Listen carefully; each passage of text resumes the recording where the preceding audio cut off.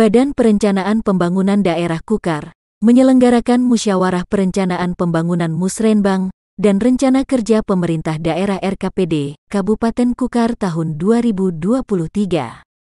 Kegiatan yang digelar secara offline di Ruang Martadipura Kantor Bapeda dan secara online tersebut dilaksanakan Kamis, tanggal 7 Maret tahun 2022. Wakil Bupati Kukar Randy Solihin saat membuka Musrenbang menyampaikan bahwa infrastruktur dasar hingga pengembangan sumber daya manusia (SDM) menjadi fokus pada rencana kerja pemerintah daerah RKPD 2023 ini. Sejauh ini masih ada beberapa usulan yang disampaikan ternyata sudah masuk pada RKPD tahun 2022. Pemerintah Kabupaten Kutai Kartanegara telah menyusun rancangan RKPD tahun 2023 berpedoman pada RPJMD Kutai Kartanegara tahun 2021-2026 dalam koridor tahapan tahun kedua. Isu-isu aktual dan permasalahan pembangunan daerah menjadi titik krisis penyusunan kebijakan pembangunan daerah tahun 2023. Adapun yang menjadi perhatian pembangunan tahun 2023, salah satunya adalah terkait kesiapan Kutai Kartanegara untuk menjadi mitra IKN Nusantara. Dengan 3 hal pokok yang masih menjadi permasalahan krusial, yakni kualitas infrastruktur dasar, konektivitas wilayah, serta daya saing sumber daya manusia. Untuk itu kekuatan dan peluang yang kita miliki harus dapat dioptimalkan dalam pencapaian visi dan misi Kukar Idaman, prioritas Provinsi Kalimantan Timur, dan prioritas nasional. Adapun tema pembangunan Kutai Kartanegara tahun 2023 adalah peningkatan infrastruktur dan sumber daya manusia yang berkualitas untuk mendukung transformasi ekonomi yang inklusif. Dengan arah pembangunan pada 3 fokus, yakni yang pertama, penyediaan infrastruktur dasar dan konektivitas wilayah yang berkualitas. Yang kedua, peningkatan kualitas tata kelola pemerintahan yang baik dan sumber daya manusia yang berdaya saing. Dan yang terakhir, peningkatan nilai tambah potensi ekonomi terbarukan dan peningkatan kualitas lingkungan hidup di Kabupaten Kutai Kartanegara. Yang seluruhnya tidak terlepas dari pelaksanaan 23 program dedikasi Kutai Kartanegara Idaman yang telah ditetapkan sebagai trigger dalam mewujudkan masyarakat Kutai Kartanegara yang sejahtera dan berbahagia.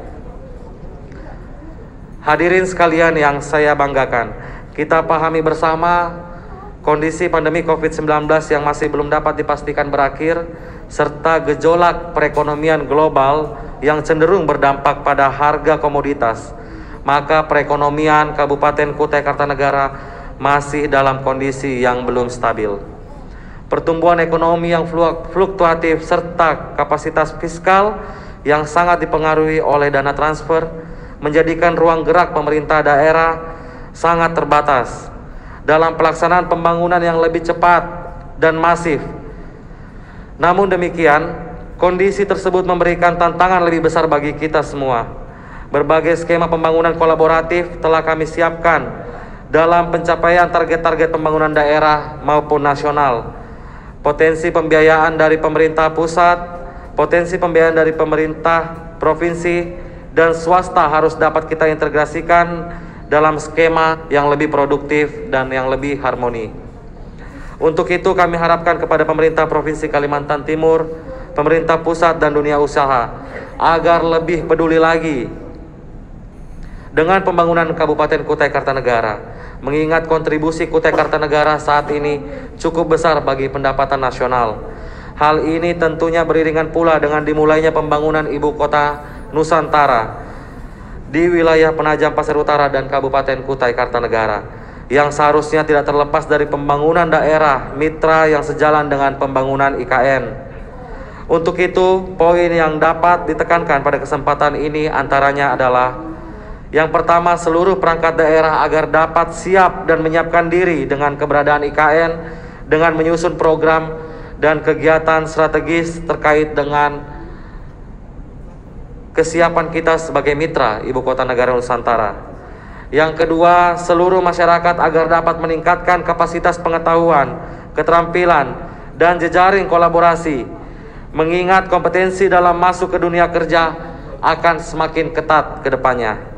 Dan yang terakhir, seluruh pelaku pembangunan agar dapat membangun sinergitas yang lebih kuat dan meningkatkan koordinasi dan komunikasi secara intensif bagi kemajuan dan kemakmuran masyarakat. Lebih lanjut, Randy menegaskan agar organisasi perangkat daerah, OPD, benar-benar fokus untuk perbaikan angka kemiskinan di Kukar ke depannya. Kemiskinan di Kukar disebut meningkat namun angka penganggurannya menurun. Menurut Randy, ini adalah sebuah anomali atau tidak masuk akal, sehingga OPD diminta fokus untuk pembenahan variabel-variabel yang menjadi pengaruh hal itu. Tim Liputan Diskominfo untuk Kukar TV Online.